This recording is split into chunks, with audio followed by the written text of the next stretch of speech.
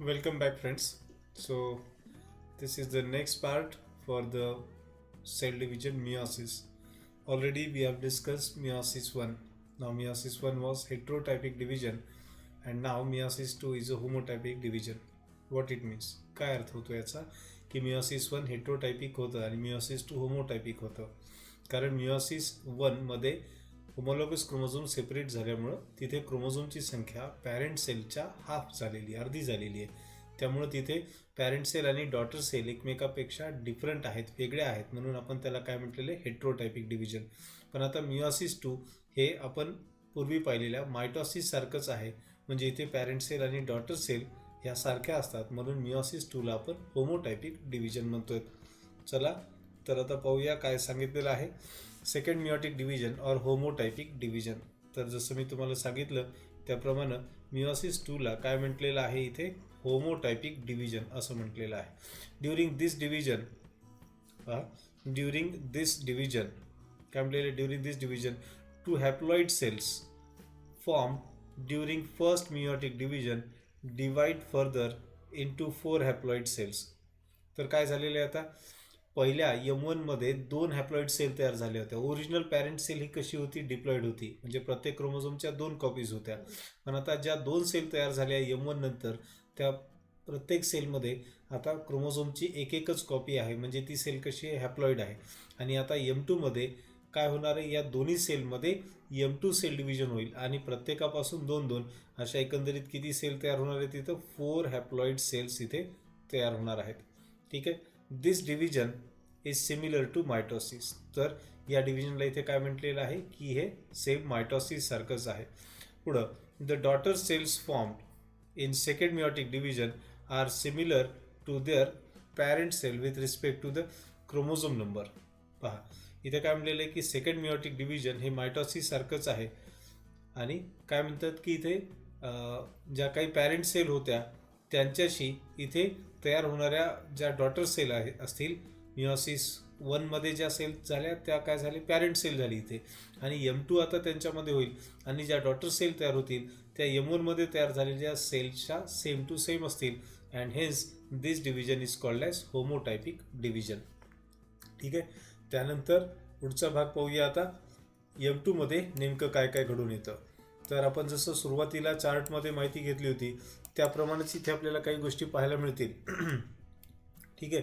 तर त्यांच्याबद्दल आता विचार करूया. ठीक आहे. तर इथे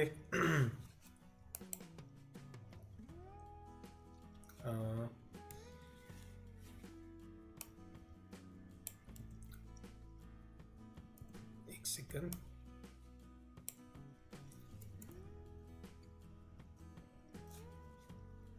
थोडंसं झूम करून घेतो म्हणजे तुम्हाला व्यवस्थित दिसेल आणखीन. ठीक आहे. आता पाहूया या ठिकाणी M2 बद्दल काय काय डिस्क्रिप्शन आहे. It consist of following phases. मग जसं M1 मध्ये आपण पाहिलं होतं प्रोफेज 1, मेटाफेज 1, ॲनाफेज 1 आणि टिलोफेज 1, तसं आता इथे काय आहेत M2च्या फेजची नावं, प्रोफेज 2, मेटाफेज 2, ॲनाफेज 2 आणि टिलोफेज 2. आणि हे सगळं झाल्यानंतर शेवटी काय असेल, सायटोकायनेसिस 2. कारण ह्या ज्या चारही ज्या आहेत त्या कॅरिओकायनेसिसच्या फेजेस आहेत. ठीक आहे. तर आता सुरुवातीला पाहूया प्रोफेज 2 मध्ये काय होतं. Chromosome are distinct with 2 chromatids. आता इथे लक्षात घ्या, प्रत्येक जो क्रोमोझोम आहे त्या प्रत्येक क्रोमोझोममध्ये काय आहेत, 2-2 क्रोमॅटिड आहेत. म्हणजे हा प्रत्येक क्रोमोझोम हा अशा प्रकारचा आपल्याला याच्यामध्ये दिसेल. ठीक आहे. तर याच्यामध्ये ही एक आणि ही एक, ह्या दोन काय झाल्या, सिस्टर क्रोमॅटिड झाल्या. ठीक आहे. तर ही एक सिस्टर क्रोमॅटिड इकडनं सुरू झालेली, ही कशी आहे, कंप्लीट एवढी आहे. ठीक आहे. आणि पाहिजे तर आपण काय करूया, दुसऱ्या सिस्टर क्रोमॅटिडला थोड्या वेगळ्या कलरमध्ये घेऊया, म्हणजे ही दुसरी सिस्टर क्रोमॅटिड या अशा पद्धतीनं आहे. ठीक आहे. आणि या दोघांना धरून ठेवणारा कोण आहे, सेंट्रोमियर आहे. तर आता इथे काय होते, प्रोफेज 2 मध्ये chromosome are distinct with 2 chromatids. तर प्रत्येक क्रोमोझोममध्ये 2 क्रोमॅटिड स्पष्टपणे दिसायला लागतात. Each centriole divides into 2. आता इथे काय लागलं, प्रत्येक सेंट्रिओलचं इथे 2 सेंट्रिओल तयार होतात, resulting in the formation of 2 centrioles. तर इथे काय झालं, आता सेंट्रिओलचं डिव्हिजन होऊन एका सेंट्रिओलपासून 2 सेंट्रिओल तयार झाले, which migrate to the opposite poles. लक्षात घ्या, प्रोफेज 2, मेटाफेज 2, ॲनाफेज 2, टिलोफेज 2 या मिओसिस टूच्या सगळ्या स्टेजेस मायटोसिस सारख्याच आहेत, त्यामुळे इथे सुद्धा काय होईल, जे सेंट्रोमियर्स आहेत त्यांचं अपोजिट पोलकडे स्थलांतराला सुरुवात होईल. अँड देन दे फॉर्म ॲस्टर्स, आणि मग त्याच्यापासून कशाची निर्मिती होते, ॲस्टर्सची. आता ॲस्टर काय प्रकार आहे, तर आपण पाहिजे तर आपल्या बोर्डकडे वळूया. ठीक आहे, बोर्डकडे पाहता इथे. तर याच्यामध्ये असे आपण काय करूया, हे असे सेंट्रिओल जे आहेत ते दाखवले, आणि सेंट्रिओलपासून काय होते, तर आता हे असे स्पिंडल फायबर तयार होण्याची ही प्रोसेसला सुरुवात होते. तर हे जे एखाद्या फुलबाजीप्रमाणे किंवा सुरसुरीप्रमाणे जे स्ट्रक्चर दिसत आहेत, प्रत्येकामधून हे काय बाहेर पडताना दिसत आहेत आपल्याला सेंट्रोमियरमधून, तर हे काय स्पिंडल फायबर्सची नेमकी फॉर्मेशनची सुरुवात होते. तर हे जे स्ट्रक्चर दिसत आहेत यांना आपण काय म्हणतो, ॲस्टर्स असं म्हणतो. काय म्हटलेले आपण याला, ॲस्टर्स. तर असे दोन्ही बाजूला 2 ॲस्टर्स तयार होतात. तर आता हा प्रकार तुम्हाला माहिती असावा की ॲस्टर तयार होण्याचा जो प्रकार आहे तो कुणामध्ये असतो, फक्त ॲनिमल सेलमध्ये. ठीक आहे. त्यानंतर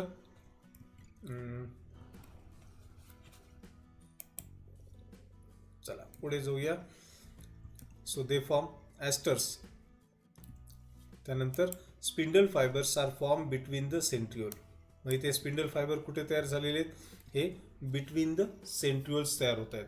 so here spindle fibres are form between the centriole, म्हणजे आता इथे जे 2 सेंट्रिओल आहेत त्यांच्या दरम्यान इथे स्पिंडल फायबर तयार होतील. ठीक आहे, म्हणजे परत एकदा आपण आपल्या बोर्डकडे वळूया आणि समजून घेऊया की नेमकं काय व्हायला लागलं आहे. ठीक आहे, तर इथे पहा काय होतील इथे. इथे आता हे असे काही स्पिंडल फायबर असे सलग तयार होतील एका सेंट्रिओलकडून दुसऱ्या सेंट्रिओलकडे, आणि काही जे स्पिंडल फायबर आहेत ते अशा पद्धतीनं डायरेक्ट कशाला अटॅच होणार आहेत, त्या ठिकाणच्या सेंट्रोमियरला अटॅच होणार आहेत. ठीक आहे, तर आता पहा अशा पद्धतीचे स्ट्रक्चर असेल, लक्षात येते. तर अशा प्रकारे हे 2 काय दाखवले आपण, क्रोमोझोम दाखवले, आणि प्रत्येक क्रोमोझोममध्ये 2 काय आहेत, सिस्टर क्रोमॅटिड आहेत, ज्या कशाला जोडलेल्या आहेत, एका सेंट्रोमियरला जोडलेल्या आहेत. ठीक आहे, तर अशा प्रकारची रचना इथं आपल्याला आता प्रोफेस 2 मध्ये, म्हणजे ॲक्च्युअली हे खरं तर चित्र मेटाफेसचं आहे, लक्षात घ्या. हे जे चित्र आहे किंवा ही जी डायग्राम आहे ती मेटाफेसची, पण याच्या निर्मितीची जी काही प्रक्रिया आहे ती कुठं होत असते, प्रोफेसमध्ये, प्रोफेस 2 मध्ये. Spindle fibres are form between the centriole, the nuclear membrane and nucleolus disappear. तर सर्वसामान्यपणे प्रोफेसच्या ज्या घटना असतात त्या इथे सुद्धा आहेत. काय, तर न्यूक्लियर मेम्ब्रेन आणि न्यूक्लियोलस हे इथे डिसॅपियर होतात, दिसेनासे होतात. त्यानंतर metaphase 2, chromosome get arrange at the equator. त्याच्यामध्ये काय होतं, क्रोमोझोम हे इक्वेटरला अरेंज होतात. तर मगाशी जी काढलेली डायग्राम आहे मी तुम्हाला सांगितल्याप्रमाणे ती कशासाठीची आहे, मेटाफेस 2 ची. The 2 chromatid of each chromosome are separated by the division of the centromere. तर जे आता 2 क्रोमॅटिड आहेत ते आता इथं सेंट्रोमियरच्या डिव्हिजननी सेपरेट होणार आहेत. पण जेव्हा ही घटना होईल तेव्हा आपण म्हणतो की तिथे मेटाफेस 2 संपली. म्हणजे जर सेंट्रोमियर विलग झाले, सेंट्रोमियरमध्ये डिव्हिजन झालं, तर ज्या सेंट्रोमियरनी 2 सिस्टर क्रोमॅटिडला बांधून ठेवलेलं होतं ते 2 सिस्टर क्रोमॅटिड या ठिकाणी सेपरेट होतील. Some spindle fibres are attach to the centromere and some are arrange end to end between 2 opposite centriole. तर मगाशी सांगितल्याप्रमाणे या डायग्राममध्ये तुम्ही पाहू शकता काय झालेले, 2 प्रकारचे आपण इथे स्पिंडल फायबर्स सांगत आहोत. कुठले कुठले आहेत ते, एक तर जे काय आहेत एका पोलपासून निघालेत आणि दुसऱ्या पोलपर्यंत चाललेत ते हे एक, आणि दुसरे कोणते आहेत, पोलपासून निघालेत आणि सेंट्रोमियरपर्यंत चाललेत ते हे दुसरे. तर असे 2 प्रकारचे स्पिंडल फायबर इथं मेटाफेजमध्ये तयार झालेले आहेत. त्यानंतर पाहूया आता ॲनाफेज 2. ठीक आहे, anaphase 2, separated chromatid become daughter chromosome and move to the opposite poles due to contraction of the spindle fibre attach to the centromere. आता मेटाफेज 2च्या शेवटी घटना कोणती आहे, मेटाफेज 2चा शेवट कसा होतो, तर या ठिकाणी आपण पाहू शकतो याचं पुढची स्टेज काय होणार आहे, तर इथे जो आपण सेंट्रोमियर दाखवलेला आहे तो सेंट्रोमियर इथं सेपरेट होणार आहे. म्हणजे हा जो इथे सेंट्रोमियर होता किंवा हा जो इथे सेंट्रोमियर होता त्याच्यामध्ये डिव्हिजन होईल, आणि त्याचा परिणाम काय होईल, त्याचा परिणाम तिथे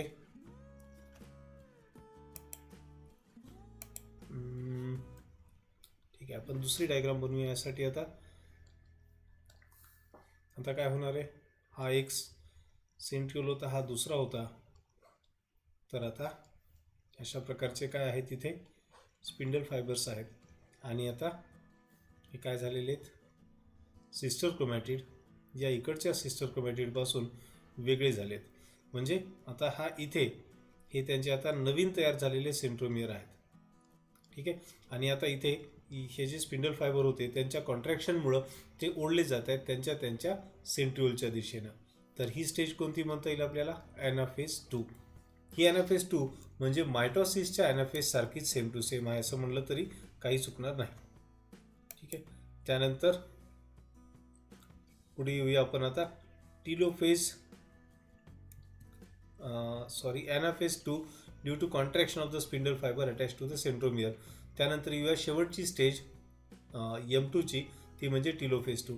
during this stage the daughter chromosome uncoil. आता सर्वसामान्यपणे टीलोफेजमध्ये जे बदल असतात ते प्रोफेजच्या अपोजिट असतात. तिथे प्रोफेजमध्ये काय होत असतं तर कॉइलिंग होत असते, इथे काय होईल या ठिकाणी अनकॉइलिंग होईल. काय होईल इथे अनकॉइलिंग होईल क्रोमोझोमची. आणि अनकॉइलिंग झाल्यामुळे काय होईल, जे क्रोमोझोम थिक आणि शॉर्ट होते ते आता लॉंग आणि थिन होतील. दुसरा बदल काय असेल, nuclear membrane surrounds each group of chromosome. जे न्यूक्लिअर मेम्ब्रेन प्रोफेजमध्ये आपण पाहिलं ते डिसॅपियर झाले होते, दिसेनासे झाले होते, ते आता परत वापस दिसायला लागतील. आणि न्यूक्लिओलस सुद्धा या ठिकाणी वापस दिसायला लागेल. तर अशा प्रकारे ही होती टीलोफेज 2ची घटना. ठीक आहे. त्यानंतर क्युरिओसिटी बॉक्स आणि पुढे आहे सायटोकायनेसिस 2 आणि सिग्निफिकन्स ऑफ मिओसिस हा भाग आपण पुढच्या लेक्चरला पाहूया. तर जर या भागावर काही तुमच्या अडचणी असतील तर तुम्ही नक्कीच मला विचारू शकता. वरती स्क्रॉलमध्ये तुम्ही माझा व्हॉट्सॲप नंबर पाहू शकता किंवा फोनसुद्धा करून तुम्ही मला तुमचे डाऊट आणि अडचणी विचारू शकता. ठीक आहे. धन्यवाद मित्रांनो.